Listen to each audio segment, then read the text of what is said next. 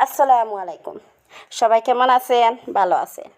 আলহামদুলিল্লাহ, আল্লাহর অশেষ রহমতে আমিও ভালো আছি।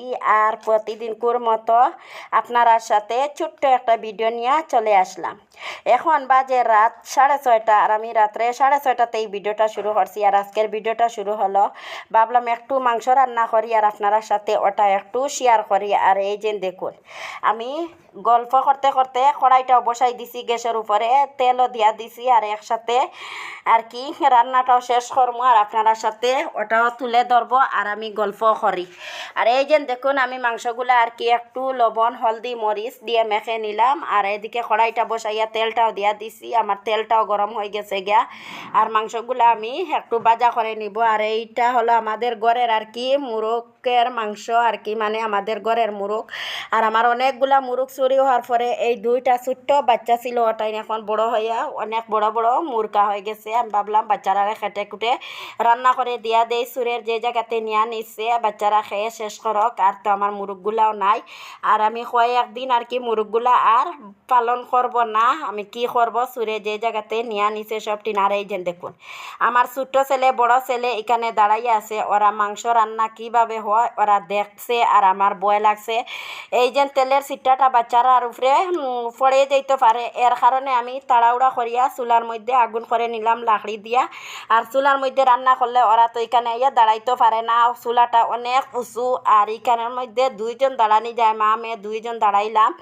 আর বাচ্চারা তো এখানে দাঁড়াইতে পারেনি, ওরা তো পিছনে দাঁড়াইয়া আছে। ও রান্না হইতো, বাচ্চারা খেয়ে নিত। আর এই যে দেখুন, আমার বড় ছেলে আর কি একটু মাংস আর এই যে দেখুন, আমার মাংসগুলো আর কি লাল করে আমি ভাজা করে নিয়ে নিলাম, আর একটু তেল দিয়া দিলাম। আর আমি এইভাবে লোকাল মুরগির মাংসগুলা রান্না করি। আর আমরা তো এই মাংসগুলা খাইব না, মানে আমি খাবো না, আপনার আর ভাইয়া মেয়ে বাচ্চারা দুইজন ছেলে এরা খেয়ে নিব, আমি খাইনি। আমি মুরগির, পাখির, মানে খসির, আমি হাঁসের, আমি এই ধরনের মাংস খাই না। আমার কি জানি না কি কেমন কেমন লাগে। আর গরুর মাংস আমি একটু খেয়ে নেই, খেয়ে নিলেও আমার আর কি আমার সমস্যা, আমার গলার মধ্যে অনেক বেদনা করে, এর কারণে আমি গরুর মাংসগুলাও খাইনি।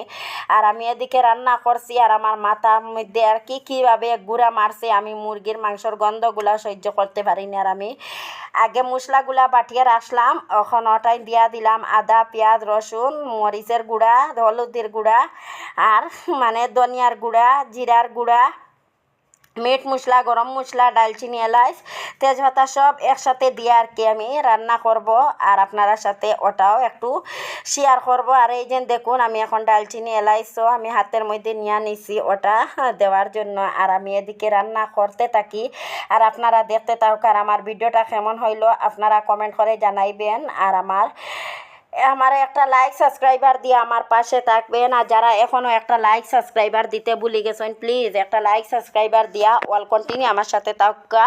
আর যারা অল কন্টিনিউ আমার সাথে আছেন তাদের অসংখ্য অসংখ্য ধন্যবাদ। আর এই যে চ্যানেল, আমি নতুনভাবে চ্যানেলটা ওপেন করলাম, আমার আগের চ্যানেলটা এক হয়ে গেছে। আগের চ্যানেলটা আসলো রেজিডিপি চ্যানেল। আমার জানি না সে এই শত্রুগেরই করলো, আমিও কোনো কিছু বলিনি, যে করক আমি মানুষগুলা আর কি চিনিয়ে রাখছি, আমি ওরার সাথে ঝগড়া করতেও যাইব না, মানে আর কি করব। আমি নতুনভাবে আবার আমি চ্যানেল খুলছি, আগের ইউটিউবে ছিল চ্যানেল, এখন আমি ফেসবুকেও চ্যানেলটা খুলে নিছি।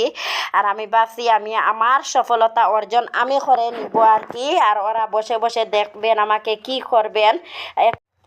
হয়তো একবার হয়েছে, আমি আর একবার দেখে নেই। আর যেন একবার না পারিলে দেখো শতবার, এইভাবে আমি একবার না পারছি আর একবার দেখি, হয়তো আগের চ্যানেলটা আমার ভাগ্য ছিল না, এর কারণে এটা হয়েছে। আর আজকে পর্যন্ত ইলাম বিদায়, ভালো থাকবেন, সুস্থ থাকবেন, নেক্সট কোনো বিদায়তে দেখা হবে। আসসালামু আলাইকুম।